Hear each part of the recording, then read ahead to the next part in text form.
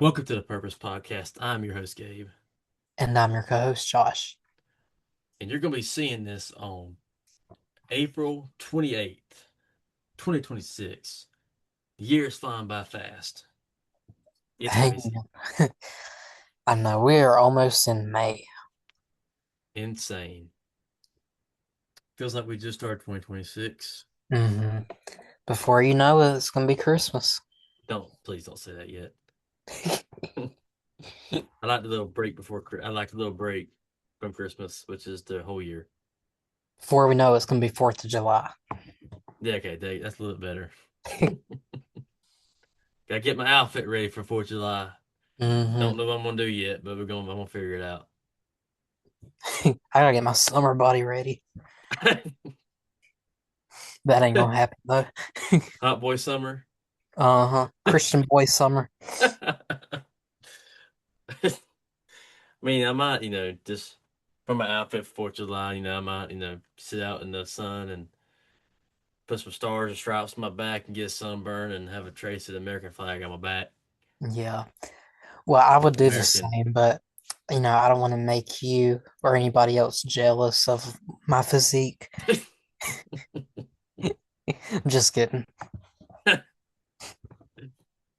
Anyways, let's get off from our tomfoolery. We are on episode 16, and today's episode is Who Were You Without the Mask? And when I think of this, I like to think of your identity versus your perception. Because sometimes we have to look ourselves in the mirror, and sometimes you have to question yourself, like, how are you portraying yourself, or are you authentic to yourself, or are you putting on a face to please someone else? And I feel like this is also a common issue among people. We hide behind a mask, which also hides our true identity. In Matthew 6:6, it states, But thou, when thou prayest, enter into thy closet, and when thou hast shut thy door, pray to thy Father which is in secret, and that Father which seeth in secret shall reward thee openly. And also in Psalms 51:6, it also says, Behold, thou dearest truth in the inward parts, and in the hidden part thou shalt make me know wisdom. God knows who we truly are, and no mask can survive his presence. In contrast, we can hide our true identities from people, but he only deals with the real you. The thing about God is that he isn't after our image. He's after our honesty. When we look at Romans 12:2, and be not conformed to this world, but be ye transformed by the renewing of your mind, that ye may prove what is that good, acceptable, and perfect will of God. The in quotations mask we try to wear can be described as trying to fit in the world. They are usually made to please people. And the Bible says that if you please men, then you can't be a servant of Christ. We should live our lives as Christ's followers, live a Christian lifestyle and not be ashamed. Don't change the way you act to suit others.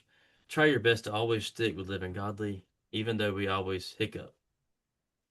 It's better to try and fail rather than keep living an ungodly life and continuously mess up. What did you think of the first topic here, Josh? I actually like this topic. Um, and I started off with the knowing the difference between identity and perception. And identity is who you truly are at your Mm-hmm. core. Your heart, your values, character, and who God created you to be. And perception is how other people view you based on what they see, such as the tone of your voice, the facial expressions you make, your appearance, your just your overall vibe. And there is a difference between those two. And we see this often in Christianity. Sometimes people's perception of us doesn't match our true identity. And the Bible says in Proverbs 23:7, for as he thinks in his heart, so is he. And many times people perceive us as being on fire for God because they watched us post a Bible verse on social media, or they shared us, or they watched us post our Sunday best selfie on Sunday. Mm-hmm. And but what about the inside? They're seeing the outside, but what about the inside? Are we truly who people think that we are? Do we love the do we love people the way that Jesus would love them? Or do we only love the people that we think give us popularity and give us attention? Um, we can put on clothes that make us feel good for a moment, but once they come off, that feeling fades. And it's the same way. We can wear a mask that makes others think we're good, but then Mm-hmm. when we get alone with God and we get in that secret place and we take that mask off, what remains is our true identity. God knows our true identity versus the world. The world sees one side of you and God sees the other side of you. Like we said there, Josh, and the piggyback on like what we just talked about, I also feel like the comparison is a trap also. And one of the worst traits of humans is the fact that we always have to compare ourselves to others. And I mean, like a lot of times, obviously, a lot of it's about jealousy, but it's hard to not be jealous about somebody else because it's Mm, a human nature. yeah. And we compare things like maybe our looks all the way to material possessions. So sometimes the in quotations mask is created to mirror somebody else in our life. In 2 Corinthians 10:12 it states, for we dare not make ourselves of the number or compare ourselves with some that commend themselves. But they measure themselves by themselves and comparing themselves among themselves are not wise. Comparison isn't helpful, but it's unwise. Also in Proverbs 14:30 it says that a sound heart is life of the flesh, but envy the rottenness of the bones. Comparison breeds jealousy and envy. These two factors will eat you not only internally but externally. It can become very overwhelming and destructive in our personal life. Jesus says in John 21, what is that to thee? Follow thou me. This is when Peter hears about his future and he immediately starts questioning someone else's future. And Jesus is basically telling him this isn't his concern because John's path is completely different and has nothing to do with Peter. But he gave a command to follow him. Follow him, and he'll make sure your future is bright. Did you see any comparison in the world, or maybe do you see any around at all? Oh, I see comparison all the time. And I know personally I struggle with comparison because I always have like self-doubts. And I'm like, oh well, I can't do this. I can't do what this person can do, or I don't have what this person has. And so I see comparison a lot in the world, and not just myself, but with other people. And in Galatians chapter 6, verse 4, it says, but let each one examine his own work, and then he will have rejoicing in himself alone and not in another. And comparison is a trap because it drains you.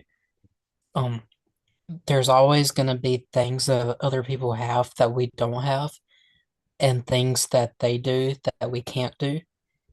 But God did not create us to copy someone else's life.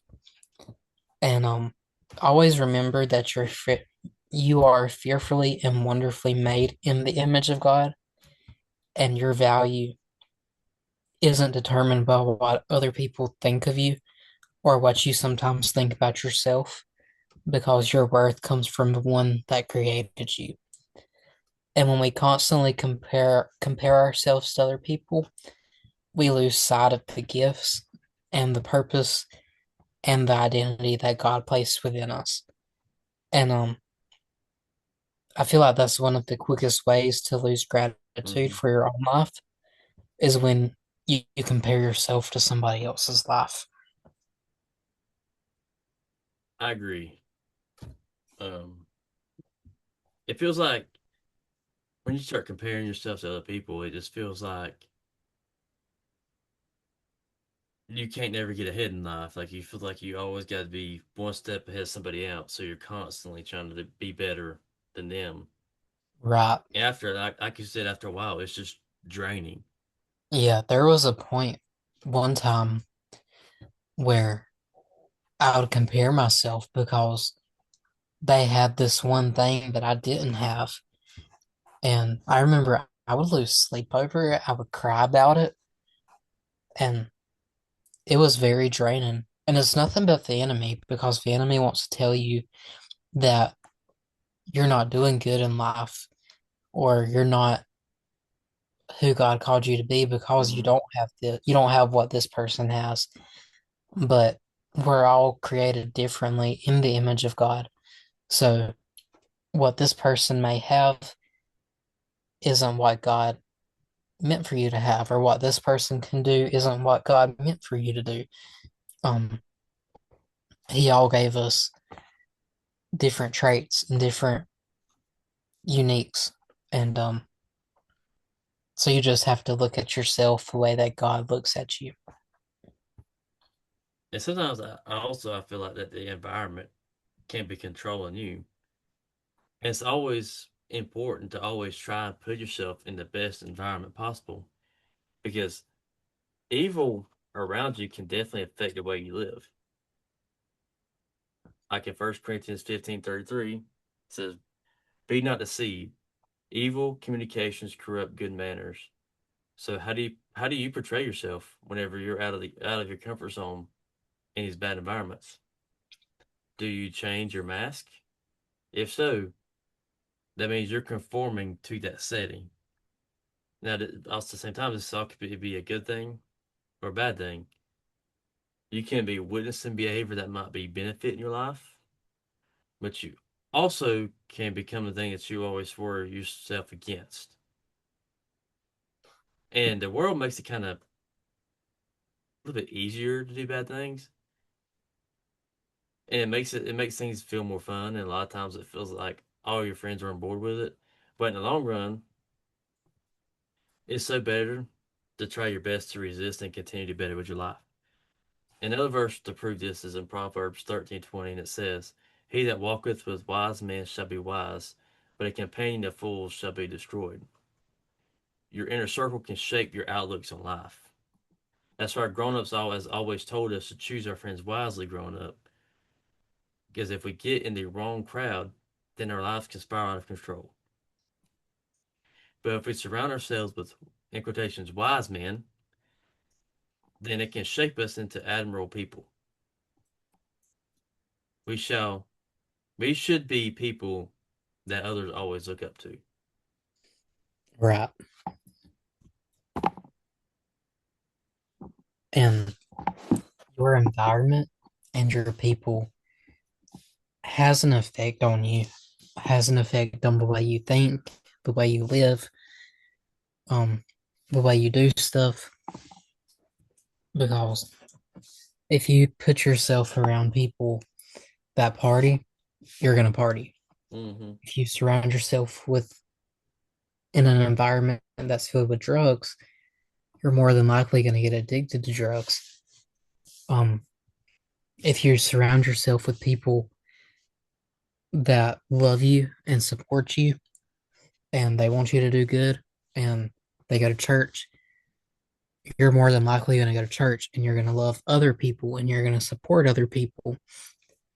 And so it's real important to watch who you're with and where you're at because it has an effect on the way that you live.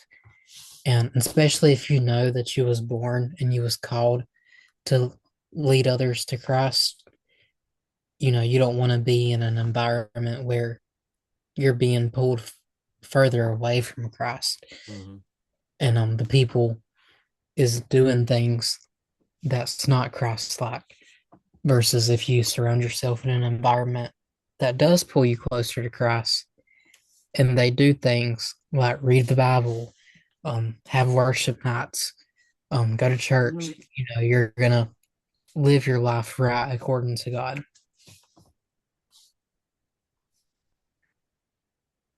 When I think of a mask, you remember the old like I don't forgot what the show was called. What's that old show from like back when the TV was black and white? You know, it had all them like horror stories on it. It was called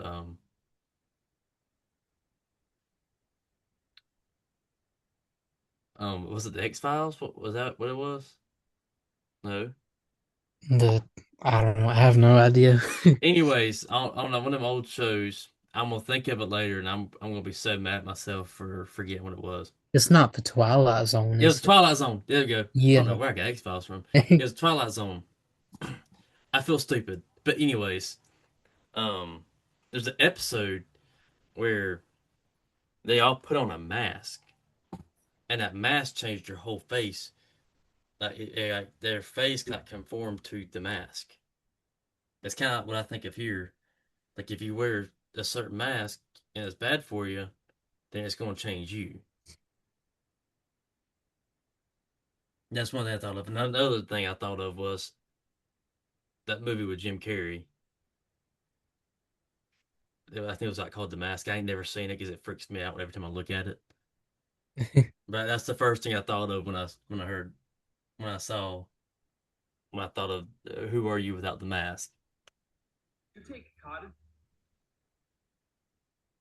But I thought this was a good topic to talk about this week. Yeah. And it was a deep topic because, It's something everybody goes through. So yeah, I go through it, you go through it, people listening, y'all go through it.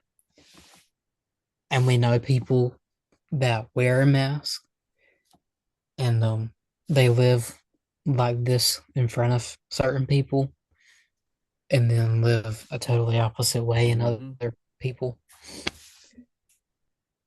But you have to have one identity because you have a purpose and you hmm can't serve that purpose if you have two different identities. well, that's going to conclude our episode today. If you're listening on Apple Podcasts, make sure go subscribe and like on YouTube. And if you're on YouTube, make sure if you get Apple, you're follow Snap Podcast. Y'all have a good week. And remember, keep seeking your purpose.